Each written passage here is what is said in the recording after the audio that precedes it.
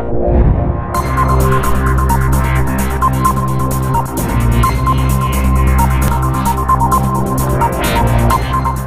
हमारे YouTube platform पर और देखिए वीडियो को, चैनल को कीजिएगा सब्सक्राइब और लाइक शेयर। तो टॉपिक करते हैं शुरू। हमारा क्या टॉपिक रहने वाला है? आज टॉपिक पढ़ेंगे डीसी मशीन।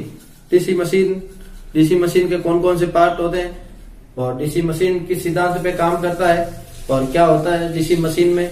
डीसी मशीन किस ऊर्जा को किस ऊर्जा में चेंज करता है। तो सबसे पहले लिख लेते हैं डीसी मशीन। ठीक है, डीसी मशीन।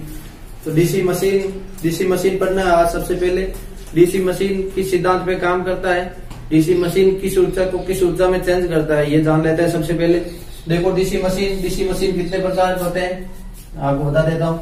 आप साथ साथ नोट्स बनाते रहिएगा, क्योंकि ऐसा आपको कोई भी टॉपिक पूरा क्लियरली आपको कहीं नहीं मिलने वाला। ये बेसिक से शुरू करूंगा मैं और लास्ट तक आपको पूरा चैप्टर कराऊंगा, एक से एक बेहतरीन टॉपिक। ठीक है, देखो डीसी मशीन दो प्रकार का होता है। एक तो आपके जनरेटर और एक होता है मोटर। तो एक होता है आपकी मोटर, एक होता है जनरेटर। ठीक है, दो प्रकार का होता है। तो इसमें आपको सबसे पहले जान लेता है डीसी मशीन नाम आते ही आप पहचान गए होंगे। और डीसी का नाम आया है तो आपके क्या होगा, या डीसी उत्पन्न करेगा या डीसी खपत करेगा, दोनों में से एक काम होगा। तो इसमें आपको बता दूं डीसी मोटर है और डीसी जनरेटर है। डीसी मोटर क्या काम करता है? डीसी मोटर है जो आपके यांत्रिक ऊर्जा को विद्युत ऊर्जा में चेंज करता है जनरेटर, और विद्युत ऊर्जा को यांत्रिक ऊर्जा में चेंज करता है आपके डीसी मोटर। देखो यांत्रिक ऊर्जा विद्युत ऊर्जा को किसमें चेंज करता है? यांत्रिक ऊर्जा में। यांत्रिक ऊर्जा में ये क्या होता है? मोटर। ये आपके होता है मोटर। और यांत्रिक ऊर्जा को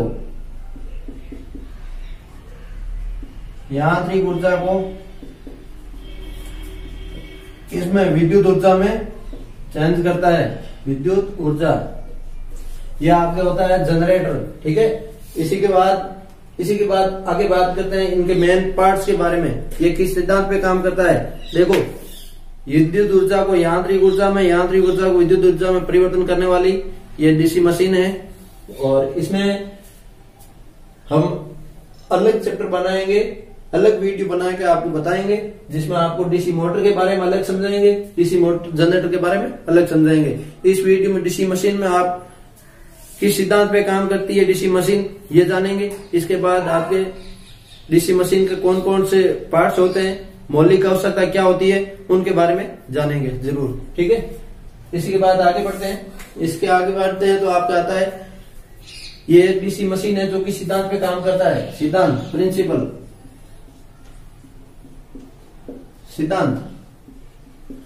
को इंग्लिश में बोलते हैं प्रिंसिपल। ठीक है, देखो ये किस सिद्धांत पे काम करता है। तो बहुत इंपॉर्टेंट पर्सन है, आपको बेसिकली पूछ सकते हैं कोई भी आपको पूछ ले आप क्या करते हो। ये आपके 10वीं क्लास में भी आपके टॉपिक लगता है फिजिक्स में, और आगे आईटीआई डिप्लोमा इंजीनियरिंग करना चाहते हो तो उसमें भी लगता है। आपके नॉर्मली कंपटीशन एग्जाम होते हैं उसी में भी आपके इसी में से पुटअप होते हैं सवाल। तो आपको इस वीडियो को पूरा देखना बहुत जरूरी है, आपको समझना बहुत जरूरी है। बेसिक से क्लियर करा रहा हूँ ट्रिक के साथ। ठीक है, इसी से बेहतर आपको यूट्यूब पे पढ़ाने वाला कोई नहीं मिलेगा। ठीक है, देखो ये आगे फेराडे के ये आपके डीसी मशीन है जो किसके सिद्धांत पे काम करता है? यह आपके करता है फेराडे के विद्युत चुंबकीय प्रेरण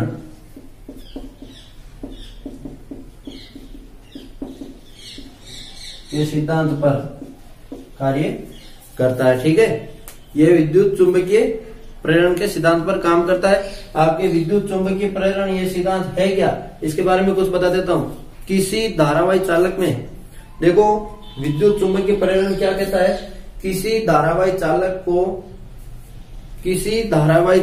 को इसके चारों ओर विद्युत धारा के प्रवाह करवाया जाए।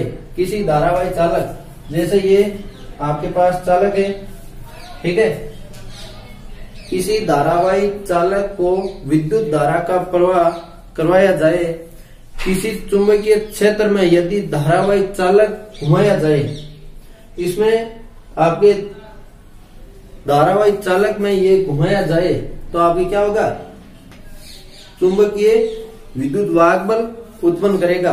देखो किसी चुंबकीय क्षेत्र में यदि धारावाही चालक को घुमाया जाए तो उस चालक में विद्युत वाहक बल उत्पन्न होता है। वही आपके डीसी मशीन, डीसी जनरेटर की काम करता है, और डीसी वेग विद्युत वाहक बल उत्पन्न करता है, वो मोटर का काम करता है। ये आपके चुंबकीय प्रेरण का सिद्धांत है। इसके बाद आगे पढ़ लेते हैं मौलिक आवश्यकताएं, ठीक है, मौलिक आवश्यकताएं। अगला टॉपिक रख लेते हैं मौलिक आवश्यकताएं।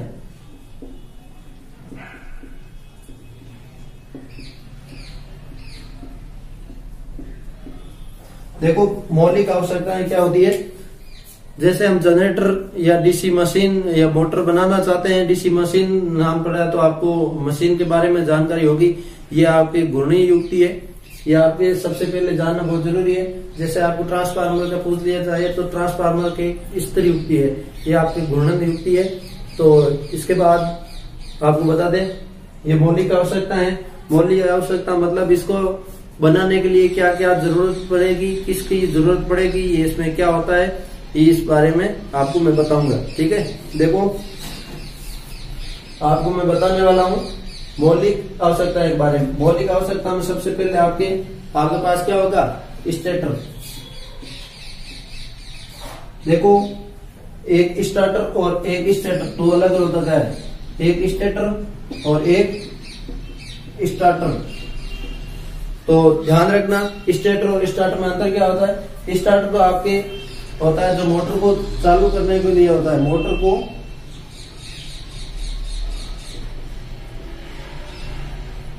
को चालू करने के लिए काम लिया जाता है। लेकिन स्टेटर होता है जो इस पे वाइंडिंग होती है, इस पे पोल्स होते हैं, इस पे पोल्स बने होते हैं, वो पोल्स पर वाइंडिंग होती है,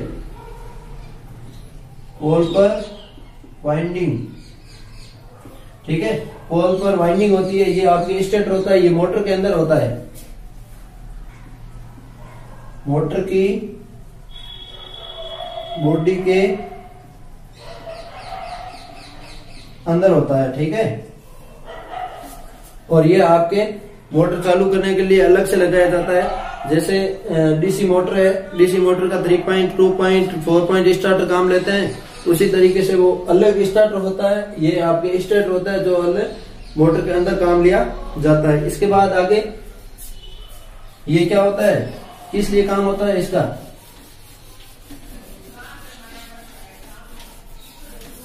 देखो ये स्टेटर क्या करता है, चुंबकीय क्षेत्र उत्पन्न करता है, चुंबकीय क्षेत्र उत्पन्न करता है। दूसरा आपके डीसी मशीन नाम आया है या डीसी मोटर नाम आया है, उसमें आप काम लेंगे आर्मेचर। जैसे एसी का नाम आता है तो यहाँ आप लिख सकते थे रोटर, आपको ऑप्शन में दे दिया जाए आर्मेचर और रोटर दोनों, और पूछा हुआ डीसी मशीन के बारे में, तो आपको करना क्या होगा, आर्मेचर के जो आर्मेचर लिखा होगा उस पर क्लिक करना होगा। तो आर्मेचर आपके ऑप्शन नहीं हो तो आप रोटर कर सकते हो, ठीक है। देखो दूसरा मौलिक आवश्यकता में क्या आता है, आर्मेचर, ठीक है। आर्मेचर का क्या काम होता है, आर्मेचर का क्या काम आता है, रोटेटिंग करना। अंदर मोटर के अंदर जो घूम रहा है, शाफ्ट को घुमा रहा है, वो आपके आर्मेचर है, रोटेटिंग करना,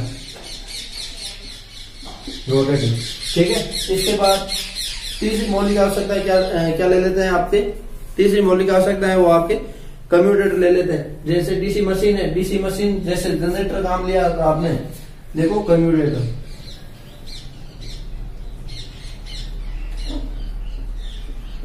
कम्यूटेटर का जो होता है आपके डीसी काम लिया है तो आपको कम्यूटेटर लगाना बहुत जरूरी है, क्योंकि आपको कोई भी मशीन जनरेटर कोई भी हो वो आपके उत्पन्न क्या करेगा, एसी उत्पन्न करेगा। एसी उत्पन्न को आपको जो होगा कम्यूटेटर होगा जो आपके डीसी में परिवर्तन करेगा। इसका क्या काम होता है, धारा का परिवर्तन करना।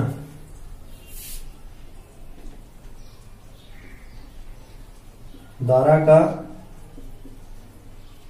परिवर्तन करना, ठीक है। जैसे डीसी मशीन है तो इसमें आपको किसमें परिवर्तन करेगा, एसी को डीसी में परिवर्तन करेगा, ठीक है। इसके बाद हम ले लेते हैं आगे, इसके बाद आगे ले लेते हैं कार्बन बुश। कार्बन बुश क्या होता है,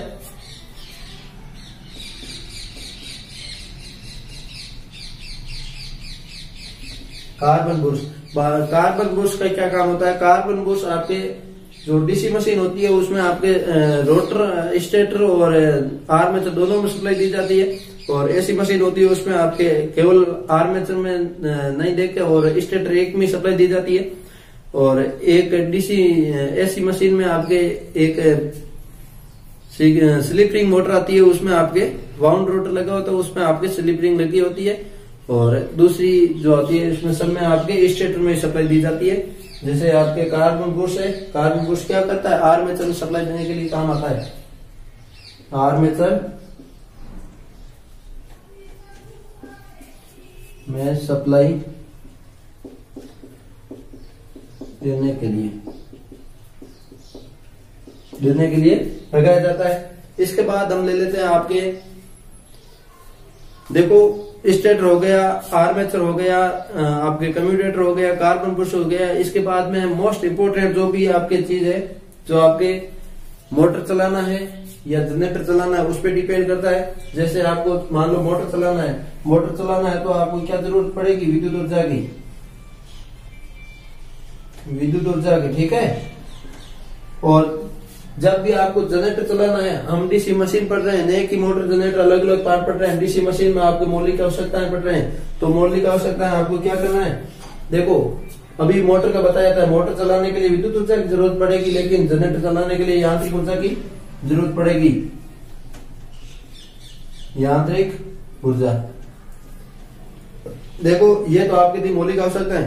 अब आपको डीसी मशीन के जो भी पार्ट होगा वो पढ़ाऊंगा एक एक, जिसमें सबसे पहले हम ले लेते हैं बॉडी को योग, फ्रेम कुछ भी कह सकते हो आप। जैसे हमारी शरीर की बॉडी है, मेन ऊपर वाली मेन पार्ट बॉडी होता है, उसका क्या काम होता है, ये किसकी बनी होती है, किसमें कौन सी बनी होती है, ये इसके बारे में जानकारी लेंगे। तो इनको कर देता हूं मैं।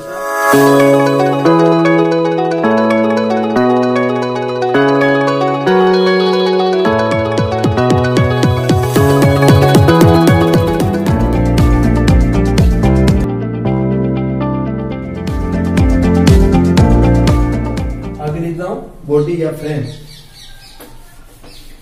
यहां तक आपको समझ में आ गया होगा, आशा करता हूं। आपको वीडियो पसंद आए तो लाइक शेयर कमेंट जरूर करना, और कमेंट बॉक्स में जरूर बताना कि आपका ये वीडियो अच्छा बना। आगे और भी इस तरह की क्लास लेके आए, हमारे को पढ़ना बहुत अच्छा लग रहा है।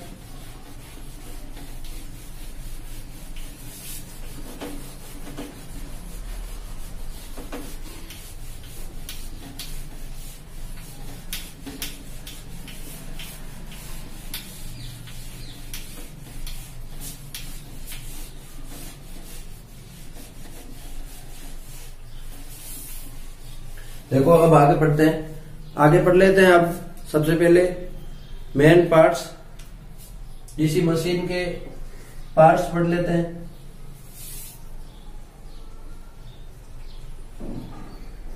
डीसी मशीन के पार्ट्स में सबसे पहले हम ले लेते हैं 1 नंबर बॉडी। बॉडी कह सकते हैं इसको फ्रेम कह सकते हैं।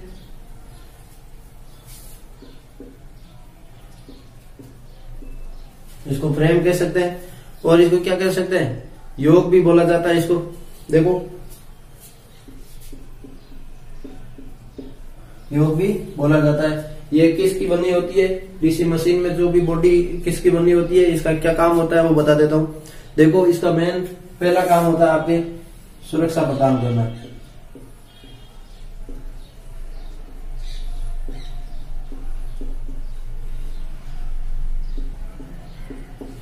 जो भी आंतरिक पुर्जे हैं, आंतरिक पुर्जे सभी का ढक के सुरक्षा प्रदान करना। जैसे हमारे शरीर में ये बाहर वाली बॉडी है, जैसे ये चमड़ी है, ये आपके आंतरिक जो भी मांसपेशियां हैं उसका सुरक्षा प्रदान करती है। उसी तरीके यहाँ स्टेटर है, रोटर है, आर्मेचर है, सबका ये सुरक्षा प्रदान करना काम होता है बॉडी का। इसके बाद में दूसरा हम कह सकते हैं चुंबकीय बल रेखाओं का पथ प्रदान करना। दूसरा इसका मेन कार्य है जो है आपके चुंबकीय बल रेखाओं का पथ प्रदान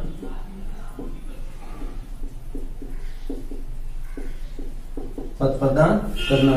इसके बाद हम इसको पढ़ सकते हैं डीसी मशीन की ये बॉडियां बनी किसकी होती हैं, ये तो पढ़ लिया।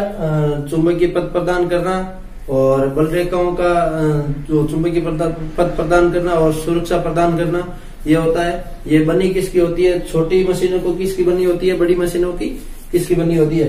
तो सबसे पहले कह सकते हैं छोटी मशीनों की।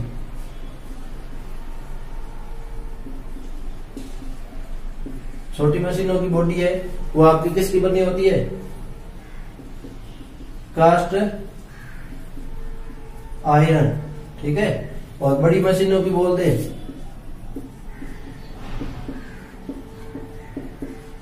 बड़ी मशीनों में आपकी किसकी बनी होती है, कास्ट स्टील की,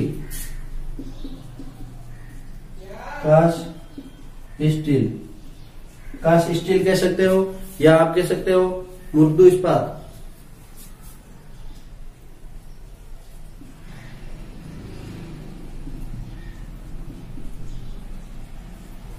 मुर्दू इस्पात की बनाई जाती है, ठीक है। इसके बाद में बड़ी मशीनों का इस्पात उपयोग करने का मेन कारण होता है वो बता देता हूं।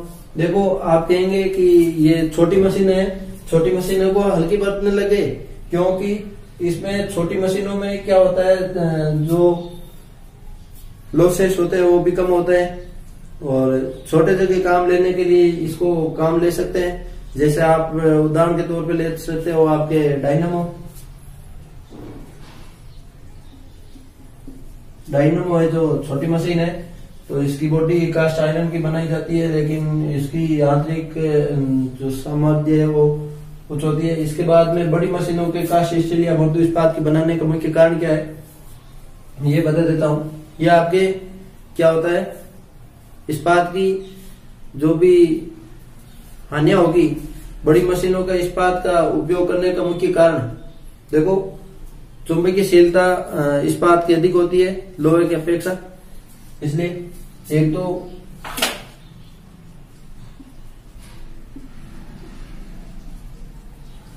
चुंबकीयशीलता उच्च, और दूसरा कह सकते हैं ट्रांसपोर्टेशन आसान, ट्रांसपोर्टेशन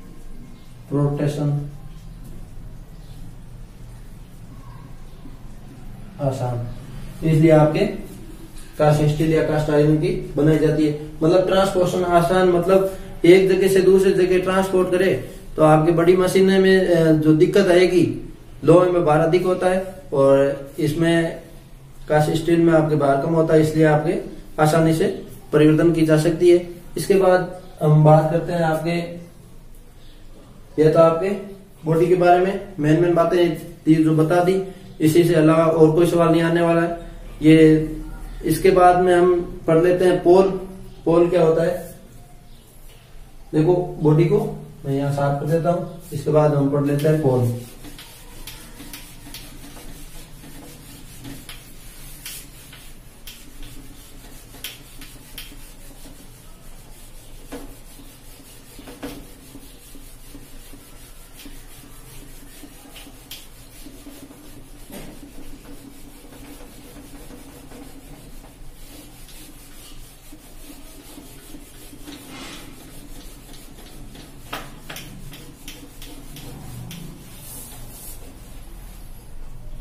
देखो इसके बाद में 2 नंबर पॉइंट पढ़ लेते हैं हम पोल, ठीक है। पोल मतलब हम हिंदी में कह सकते हैं ध्रुव, ठीक है। ये आपके पोल, पोल आपके दो प्रकार के होते हैं, कौन कौन से, एक स्थायी एक विद्युत ध्रुव, यह स्थायी कह सकते हैं। एक नंबर तो आपके स्थायी,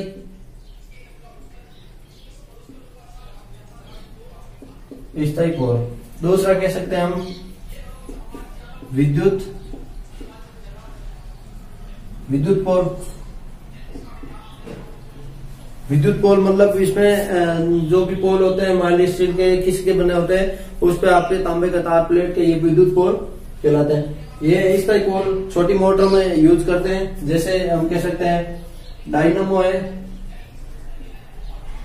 डायनामो में हमारा क्या होता है, स्थायी पोल प्रयोग किया जाता है। इसकी स्थायी पोल और विद्युत पोल प्रयोग करने का कारण मैं बता देता हूँ। इसमें स्थायी पोल क्यों नहीं करते, इसमें आपके कम दक्षता की छोटी मशीनों में ये प्रयोग किया जाता है। स्थायी पोल कम दक्षता की छोटी मशीनें, कम दक्षता की छोटी मशीनें में ये प्रयोग किया जाता है। इसके बाद में इसमें ये जो है विद्युत चुंबकीय पोल है, ये आपके क्यों कहा जाता है, क्योंकि विद्युत धारा के क्या होता है कारण, आपके चुंबकीय गुण में वो होते हैं, परिवर्तन होते रहते हैं। विद्युत धारा के मान पर आधार होता है इसका, विद्युत धारा का मान के आधार पर होता है। तो इसके बाद हम कह सकते हैं आगे, ये विद्युत धारा के मान पे ये स्थायी पोल। इसके बाद आपकी क्या होता है, जो विद्युत पोल पे हम डिपेंड करते हैं मेन, ये तो आपके इतना ही होता है जो कम दक्षता की छोटी मशीनों में प्रयोग होते हैं जैसे डायनामो में। इसके बाद विद्युत पोल विद्युत धारा के मान पे डिपेंड करता है कि आपके विद्युत धारा कितनी है, इस पे आपका कितना लोड है, ये आपके चुंबकीय गुणों के आधार पे काम करता है। ठीक है, अब हमको पढ़ना है विद्युत पोल। विद्युत पोल आपके डीसी मशीनों में प्रयोग किया जाने वाला है। वे दो प्रकार के कौन कौन से, इसके बारे में बता देता हूं। पहला पोल है आपके मोल्डेड पोल,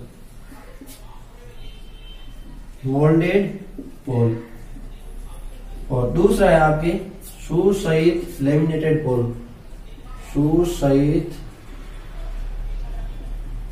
लेमिनेटेड पोल। आपके दो अलग अलग प्रकार के होते हैं, जो आपको मैं यहाँ, मेरे पास डिजिटल बोर्ड तो है नहीं, इसीलिए मैं आपको ये पढ़ के बता देता हूँ। इसमें आपकी क्या होता है, डिजिटल बोर्ड होता तो मैं आपको यहाँ चित्र ले आके दिखा देता कि आपके इस तरह के सुसहित और लेमिनेटेड पोल होते हैं, जो बहुत अच्छी तरीके से समझा सकता। अभी यहाँ तो क्या आपके है नहीं, इसीलिए अभी ये आपको करना होगा। ठीक है, इसके बाद ये मोल्डेड पोल प्रयोग करते हैं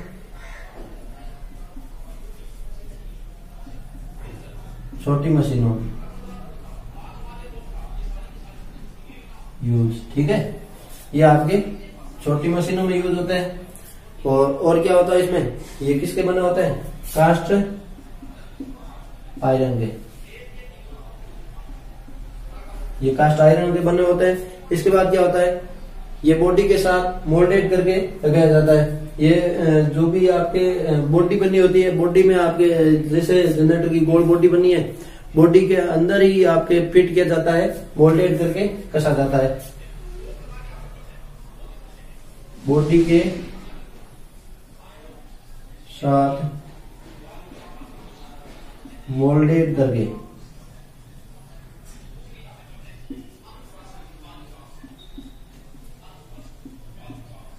कसा जाता है।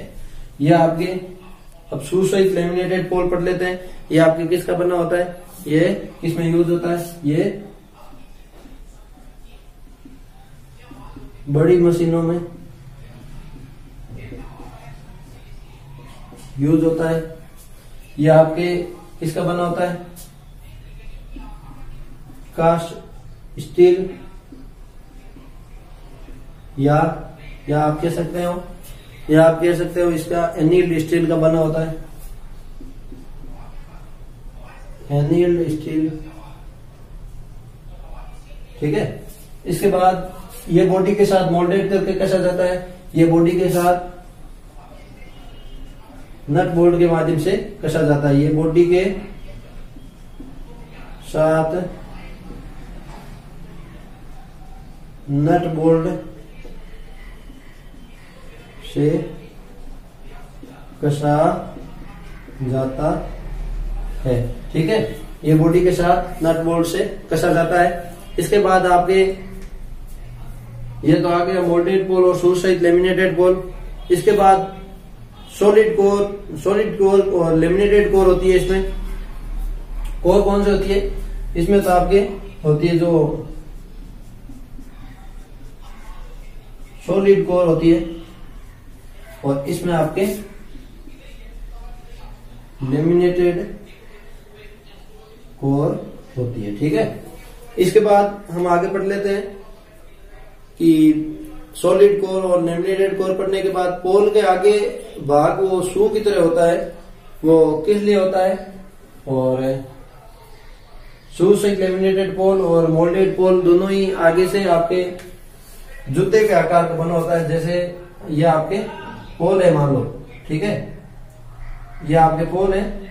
पोल के आगे का भाग क्या है? इसी तरीके से है आपके, ताकि आपकी वाइंडिंग भी बाहर नहीं निकले। आपका जो भी आपका क्षेत्र है जो शू सहित इसलिए बनाया जाता है ताकि चुंबकीय क्षेत्र का फैलाव है वो सभी जगह समान रहे और चुंबकीय घनत्व है वो भी आपके समान बना रहे, इसलिए आपके इस तरीके से बनाया जाता है। देखो ये शू सहित लेमिनेटेड पोल या मोल्डेड पोल दोनों ही एक जैसे ही होते हैं। इसमें थोड़ा सा अंतर होता है। मोल्डेड पोल है वो आपके बॉडी में कसा जाता है, ये आपके लिख के बता दिया। इसमें आपके थोड़ा सा अंतर होता है, बड़ी मशीनों में यूज होता है, छोटी मशीनों में यूज होता है। इसके बाद में आपके पोल के आगे का भाग शू के आकार का होता है, इसी तरीके का मैं बताया था। इसी के बारे में थोड़ी सी जानकारी दे देता हूँ, नोट कर लेना आप, नोट्स में बना लेना, थोड़ा सा रिपीट कर लेना। ITI का एग्जाम भी आगे होने वाला है, उसमें भी आपके ये बहुत इंपॉर्टेंट रहेगा। पोल के आगे का भाग शू की तरह होता है जिसका क्षेत्रफल पोल से लगभग कितना होता है? ये आपके पोल से कितना होता है? 2 गुना आता है। देखो पूरी लाइनें भी लिख देता हूं मैं। पोल के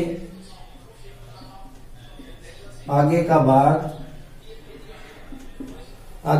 क्या होता है? शू की तरह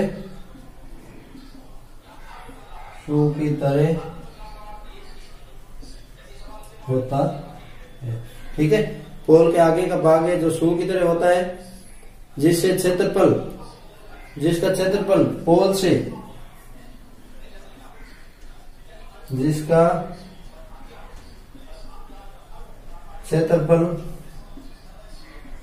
पोल से लगभग लिख देता हूं, लगभग 2 गुना होता है। होने का कारण, 2 गुना होने का कारण क्या है वो भी आपके बता देता हूं। शू की तरह इसलिए बनाया जाता है ताकि चुंबकीय क्षेत्र का फैलाव सभी जगह समान। देखो चुंबकीय क्षेत्र का फैलाव सभी जगह समान।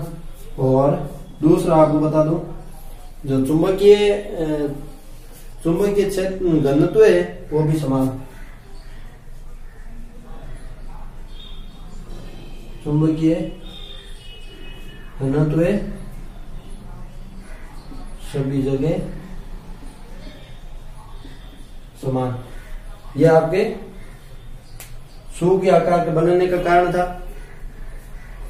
इसके बाद में फील्ड वाइंडिंग के बारे में पढ़ लेते हैं।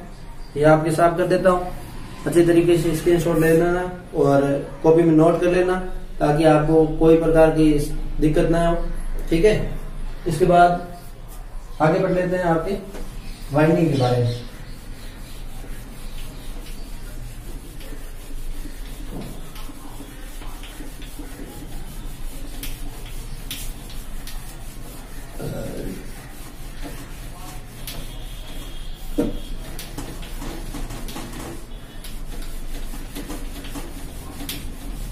देखो वीडियो को पूरा देखना, और वीडियो को पूरा देखेंगे तो आपके बिल्कुल समझ में आएगा और आप एग्जाम में भी फुल नंबर लेके आएंगे, गारंटी के साथ देता हूँ। आपको इस वीडियो को देखने के बाद आपको दूसरे देखने की जरूरत नहीं रहेगी, आपको इस नोट्सों के माध्यम से ही आपको पढ़ के जाना है, आपको पूरा नंबर इन्हीं में से मिलने वाला है।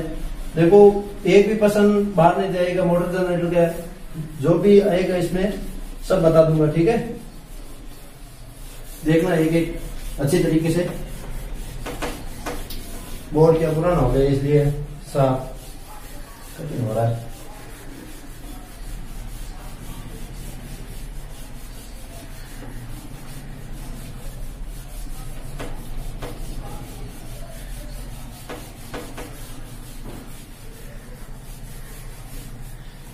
देखो आगे आपके फील्ड वाइंडिंग किस पे की जाती है? पोल पे की जाती है। अभी पोल पढ़े थे, उस पे फील्ड वाइंडिंग करते हैं, वो पढ़ लेते हैं आप। सबसे पहले 3 नंबर पॉइंट है आपके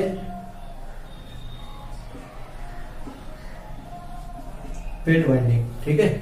फील्ड वाइंडिंग पढ़ लेते हैं। फील्ड वाइंडिंग में क्या होता है, ये आपके कितने प्रकार की होती है वो बता देता हूं। देखो एक तो आपके सीरीज में होती है सीरीज फील्ड, दूसरी होती है आपके शंट फील्ड, और तीसरी होती है आपके संयुक्त फील्ड।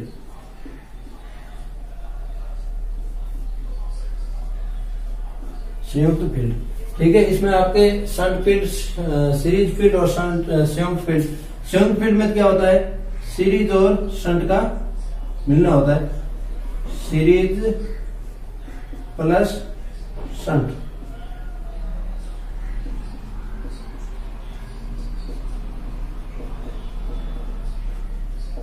ये आपके सीरीज और शंट का जो मिलान होता है वही आपके संयुक्त फील्ड है। और शंट फील्ड और सीरीज फील्ड के बारे में मैं बता देता हूं थोड़ा सा। देखो सीरीज फील्ड में क्या होता है, सीरीज फील्ड में आपके मोटे तार प्रयोग करते हैं, मोटे तार और कम लपेटे और कम लपेटे होंगे, मोटे तार होगा तो क्या होगा, प्रतिरोध भी कम होगा। प्रतिरोध क्या होगा, कम। प्रतिरोध कम होगा तो क्या होगा, टोरक क्या होगा, ज्यादा।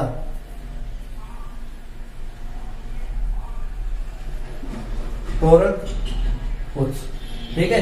अब शंट की बात कर लेते हैं। शंट में क्या होता है, इसके विपरीत होता है सब कुछ, ठीक है। एक सिर्फ टोरक में ही अंतर रहता है और सब कुछ विपरीत होता है। पतले तार, अधिक